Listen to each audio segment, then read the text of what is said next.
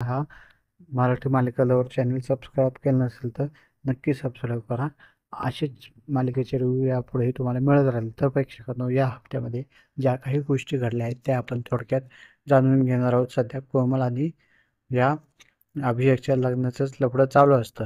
ही खूप प्रयत्न करते मुक्ता तिचा पर्दाफाश करण्यासाठी अभिषेकचा, पण ते मात्र यशस्वी होत नाही. आणि आता पुन्हा एकदा नव्याने या मुक्ताला कळलेलं असतं की या अभिषेकचं लग्न झालं आहे आणि काहीही करून या ठिकाणी त्याचं सत्य बाहेर आणायला पाहिजे कोमलशी त्याचं लग्न होण्याआधी. आणि ज्या मुलीला पाहिले असतात ते सगळं गोष्टी बाहेर आणण्यासाठी मिहीर आणि लक्ष्यसुद्धा तिची खूप साथ देताना दिसत आहे. कारण मुक्तावर त्यांना पूर्णपणे विश्वास असतो आणि याचाच एक भाग म्हणून हा मिहीर या अभिषेकचा पाठलाग करत असतो आणि तो एका गुरुजीकडे गेलेला असतो. यांच्या लग्नाचं फक्त एकच सर्टिफिकेट असतं अभिषेककडं, ते म्हणजे गुरुजींनी लावलेलं लग्न. कारण त्यांनी घरामध्ये सुद्धा सांगितलं नसतं की माझे लग्न झाले, ती माझी मैत्रीण नाही असं सांगितलेलं असतं. आणि मग तो गुरुजीला पैसा देऊन हे सगळं सर्टिफिकेट घेतो आणि बाहेर निघतो. परंतु मिहीर या ठिकाणी धडकताना सुद्धा आपल्याला दिसतोय आणि ते रिपोर्ट एक्सचेंज होताना दिसत आहेत आणि भलताच कागद या अभिषेककडे जातो. अभिषेक मात्र खूप खुश असतो, कारण माझ्या लग्नाचा एकच पुरावा असतो, तो सुद्धा माझ्या हातात आहे आणि नष्ट करणार आहे. आणि याविषयी तो सावनीला सांगतो सुद्धा. परंतु दुसरीकडे या मिरच्या हातात खूप चांगला पुरावा लागला असतो आणि याविषयी ती या मुक्ताला तो फोन करून सांगतो सुद्धा की मला खूप मोठा पुरावा सापडला आहे, आपला प्लॅन यशस्वी झाला आहे आणि मग तू लवकरात लवकर ये घरी, कुठल्याही गोष्टीची वाट बघू नको. आणि या सगळ्या गोष्टी इथे मुक्ता ऐकते. कसलं तरी ॲन्व्हलप विषयी ते ऐकते. तिला टेन्शन येतं कसला ॲन्व्हलप आहे. आणि दुसरीकडे हा अभिषेक फोन करून या ठिकाणी सावनीला फोन करून सांगतो आणि माझ्याकडे लग्नाचा एकच पुरावा होता, तो सुद्धा मी आता नष्ट करतोय. आता माझ्या विरोधात कसलाच आणि कोणताच पुरावा कोणाकडे नाही आहे असं या ठिकाणी तो सावनीला बोलतो. परंतु थोड्या वेळाने ही सावनी काही कामासाठी या अभिषेकला परत फोन करते. परंतु या ठिकाणी अभिषेक ॲन्व्हलप खोलून जेव्हा बघतो तेव्हा भलतंच कोणतं तरी डॉक्युमेंट आले. त्यानंतर लक्षात येते त्या माणसाची ॲक्शन झाली आणि सावनीचा फोन आल्यानंतर एक खूप मोठा प्रॉब्लेम झाला असं बोलते. परत सावनी बोलते, काय परत माती काढली का? तर तो बोलतो, नाही, माझ्या जे लग्नाचा पुरावा तुम्हाला सांगितला ना, तो गायब झाला. भलताच आहे, कोणतरी माणूस झडकला त्याच्याकडे गेलं आणि त्या ॲन्व्हलप सगळं होतं. आणि मग या सावनीला लक्षात येतं की ही ही मुक्त सुद्धा ॲन्व्हलपचा विषय बोलत होते आणि तोच तो ॲन्व्हलप असेल. याला खूप झापतो. अरे, त्या मुक्ताने तो ॲन्व्हलप आता घेतला असेल.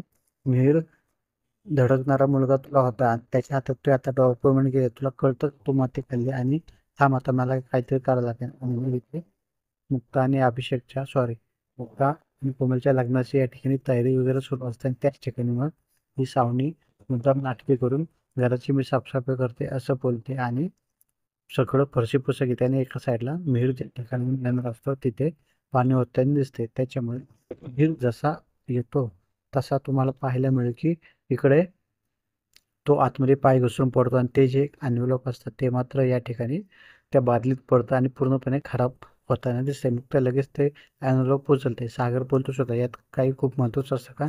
तेव्हा नाही नाही, माझे एक क्लायंट होता, त्याचं मला स्टडी करायचं त्यासाठी आलं. आणि या ठिकाणी आतमध्ये रूममध्ये आल्यानंतर लगेच ॲन्व्हलप बाहेर काढून ते वाचण्याचा प्रयत्न करतात. परंतु सगळं काही खराब झालेलं असतं. परंतु या ठिकाणी हा लकी मात्र बोलताना दिसतो की हे सगळं पेपर नाही, परंतु इथं वधूवर आणि बाकीच्या गोष्टी लिहिल्या आहेत, म्हणजे हे नक्कीच मॅरेज सर्टिफिकेट असेल असं बोलताना दिसतं. तेव्हा मग या मुक्ताला खात्री पडते की नक्कीच या ठिकाणी या अभिषेकचं लग्न झाले. कोमल आपल्याला सगळं फसवतोय, त्याचा काही करून पर्दाफाश झाला पाहिजे. परंतु आपला हा प्लॅन फसला, आता आपल्याला दुसरं काहीतरी करायला पाहिजे असं ती या ठिकाणी सांगते. आणि मुक्ता या ठिकाणी मग परत दुसरा टी व्हीला एक न्यूज बघते. त्यानुसार तिच्या डोक्यात एक आयडिया येते आणि त्यानुसार मग अभिषेकला फसवण्यासाठी ती नवीन आयडियासुद्धा करताना या ठिकाणी आपल्याला दिसते. आणि मग जेव्हा इथे घरी सगळी लग्नाची तयारी सुरू असते तेव्हा मग ती अभिषेकला बोलते, आपण एक काम करायचं, तुझ्या बहिणीचं लग्न आहे म्हटलं, साधं साखर कोलीचं लग्न आहे म्हटलं, अख्ख्या दुनियेला जगाला कळलं पाहिजे. त्याच्यामुळे मस्त छानपैकी आपण अभिषेकचा आणि कोमलचा फोटो काढूया, इंस्टाग्रामवर सगळीकडे अनाऊन्समेंट करूया त्यांच्या एंगेजमेंट आणि लग्नाविषयी. आणि मग या सावनीला कळत नाही, ही तर लग्नाला विरोध करत होते, अचानक काय झालं आणि लकी आणि मिहिरला सुद्धा धक्का बसतो. आणि या सगळ्या गोष्टी सगळ्यांना गोष्टी पटल्याने सगळेजण या गोष्टीसाठी तयार होतात. परंतु रूममध्ये गेल्यानंतर हा मिहीर आणि लकी बडतो, आपल्याला हे लग्न मोडायचं आहे, मग तुझ्या डोक्यात हे चाललंय तर काय? तेव्हा मग ते सगळं सांगते.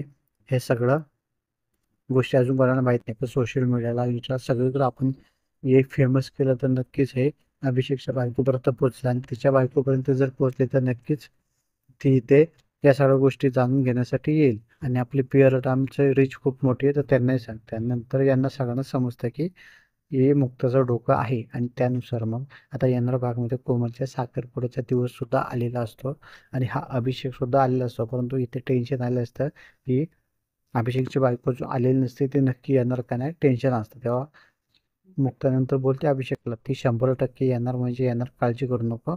आणि मग घडतं सुद्धा तसंच. येणाऱ्या भागामध्ये ही अभिषेकची बायको येताना दिसते, परंतु खाली फोन जेव्हा करते ती, तेव्हा अभिषेकला खाली बोलून घेते. तेव्हा अभिषेक तिला एका रूममध्ये घेऊन जातो. तेव्हा ही त्याची बायको प्रचंड भडकते, तू मला सोडून दुसऱ्याशी लग्न करते, तू अख्ख्या जगाला आपलं अजून लग्न सांगितलं नाही, तुझं माझ्यावर खरंच प्रेम नाही, आता ती कोमल कोणी माझ्यापेक्षा सुंदर दिसते का, तू मला फसवलंय, बरीच बडबड याला करताना दिसते. तेव्हा हा सांगतो की अरे तू काळजी करू नको, माझं काय कोणाशी लग्न होणार नाहीये, फक्त मला या सगळ्या गोष्टीचे खूप जास्त पैसे भेटत होते म्हणून मी हे लग्न करतोय, माझं तुझ्यावर प्रेम आहे, एकदा काही पैसे भेटले की निघून जाऊया.